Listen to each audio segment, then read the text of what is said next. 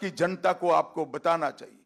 10 साल में यूपीए की सरकार ने, एक प्रकार से अघाड़ी की सरकार ने महाराष्ट्र को सिर्फ 1,91,384 करोड़ रुपए और नरेंद्र मोदी सरकार ने 14 से 24 तक 10,15,890 करोड़ रुपया दिया। एक और करीब 2 लाख करोड़ रुपया और मोदी जी ने 10 लाख करोड़ रुपया दिया। मैं अघाड़ी के मित्रों को पूछना चाहता हूं, आपका हिसाब आप महाराष्ट्र की जनता के सामने रखेंगे क्या? 10 साल तक महाराष्ट्र को कितना अन्याय हुआ, जबकि उस वक्त भी ऊपर और नीचे दोनों जगह आपकी सरकार थी। और 10 साल में हमने 10 लाख करोड़ रुपया दिया, जब दोनों जगह एनडीए की सरकार थी। ये अंतर है महायुति और अघाड़ी के बीच में। हमने सिंचाई नेटवर्क को नीलवड़े बांध, गोसीखुर्द, टेम्भू और जलयुक्त शिवार जो देवेंद्र जी जब मुख्यमंत्री थे तब योजना लाए थे, इससे महाराष्ट्र की भूमि को सिंचन क्षेत्र के अंदर 30% की बढ़ोतरी करने का काम हमारी यूपी सरकार ने किया।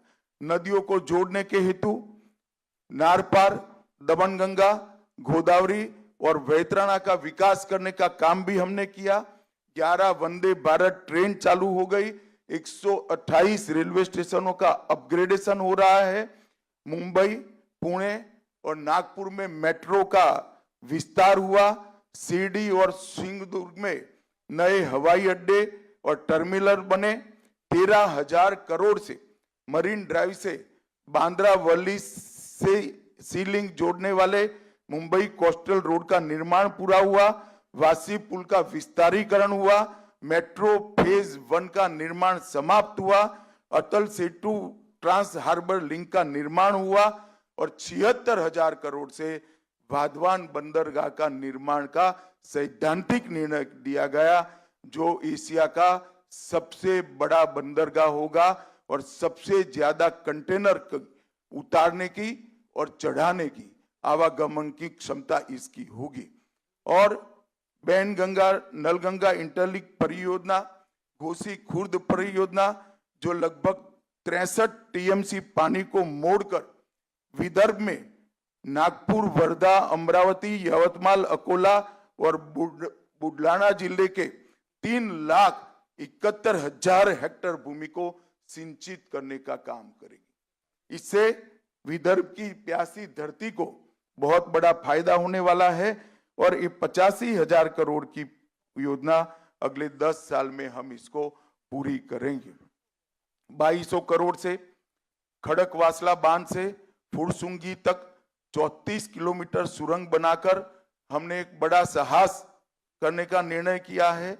24 में सोलापुर हवाई अड्डे का उद्घाटन हुआ। पुणे और कोल्हापुर में नए टर्मिनल बने और पालघर जिले में बहुउद्देशीय बंदरगाह बनाने का भी हमने निर्णय किया। 13,000 करोड़ के निवेश से 2,800 मेगावाट की संयुक्त क्षमता वाले 2 पंप हाइड्रो स्टोरेज प्रोजेक्ट शुरू हमने किए और सिरवाटा पुणे 1,800 मेगावाट और भीवपुरी रायगढ़ में 1,000 मेगावाट की योजनाओं को भी हम लेकर आए। इसके अलावे आज एक प्रचार हो रहा है कि महाराष्ट्र में इन्वेस्टमेंट नहीं आ रहा है। मैं अघाड़ी के मित्रों को याद कराना चाहता हूं, जब अघाड़ी की सरकार कुछ समय के लिए चली तब महाराष्ट्र इन्वेस्टमेंट में फिसल रहा था।